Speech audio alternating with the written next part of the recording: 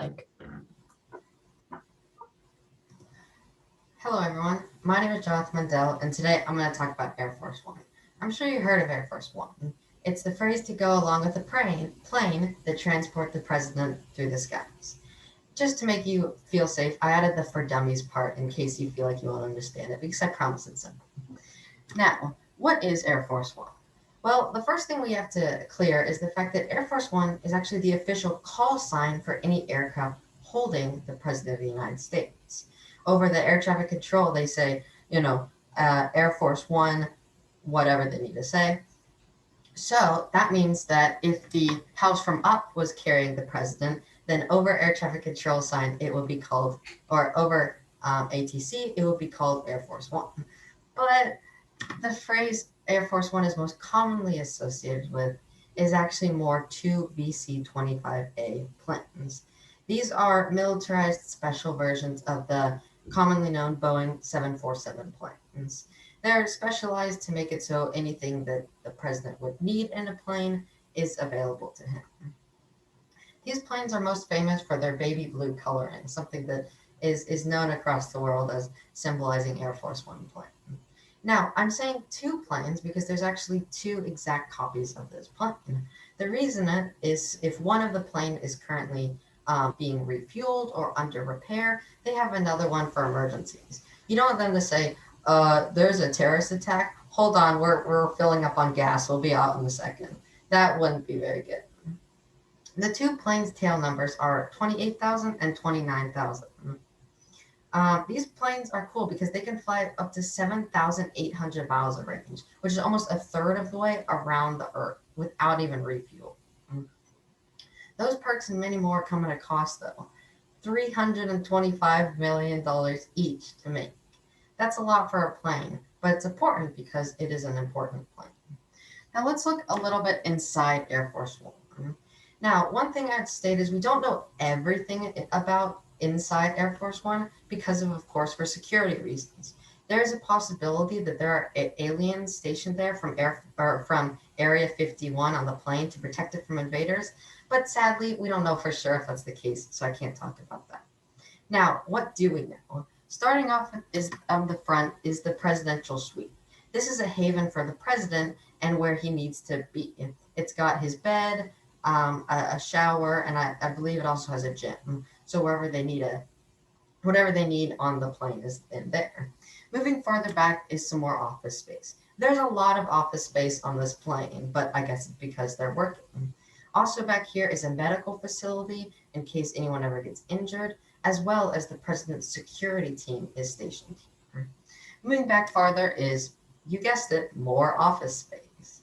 This one has conference rooms as well as a senior conference room for all the senior staff to talk about important presidential stuff. Finally, moving all the way to the back is the just basic seating areas. I say basic, but it's really more like first class plain basic seating areas. This is for staff as well as any news reporters or media personnel. Now, there are many cool features of Air Force One. It's mainly its defense mechanisms. Now, Air Force One plane is built to withstand a nuclear bomb attack. That's right. The bottom of the plane is armor plated so that way it can withstand the force of a nuclear attack. If a bomb goes off under the plane, the bottom of the plane is armor plated so it doesn't get hurt from it. Um, the plane also has 240 miles of wires. That's right, 240 miles. I would really hate for one thing to not be working and to have to look through all of those wires to see where the problem is. But luckily, all those wires are created to withstand electromagnetic pulses, basically a pulse of energy that can be created by a nuclear attack. The plane is also equipped with something called an ECM electronic defense mechanism. It's used to jam any enemy missiles or radar systems that are used to try to attack it. Now, looking back at the previous history of Air Force One, the first president to ever fly in a plane was Theodore Roosevelt.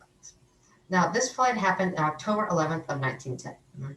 Now, Theodore Roosevelt was no longer in office at the time, having been succeeded by William Howard Taft. Overall, though, it was a very famous event.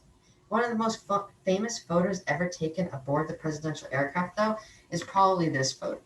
This was taken mere hours after the assassination of John F. Kennedy. The photo shows Vice President Lyndon B. Johnson being sworn in on the president.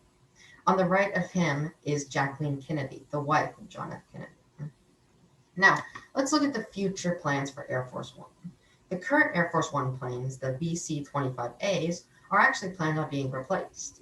They've been used for over 30 years, and the idea was first brought up by the Obama administration for certain security reasons.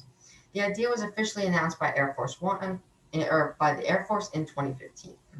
Later, the president-elect Donald Trump tweeted that he didn't like the idea of getting or doing new Air Force One planes, but luckily in early 2017, they were able to agree on a compromise. The new planes will be called VC-25B, a very creative name. This is the new look proposed by former President Trump, and it looks okay, but personally, I'm a big fan of the baby blue design. I'd be interested to see what y'all think. It depends though, because the planes are scheduled to be released in early 2024 during the Biden administration. Whether or not they plan to change it to this new design or keep the baby blue design is up to them. I'm not sure though on whether or not President Biden plans to keep the golden toilet idea, but oh well. There you have it. That's the basics of the Air Force One plane.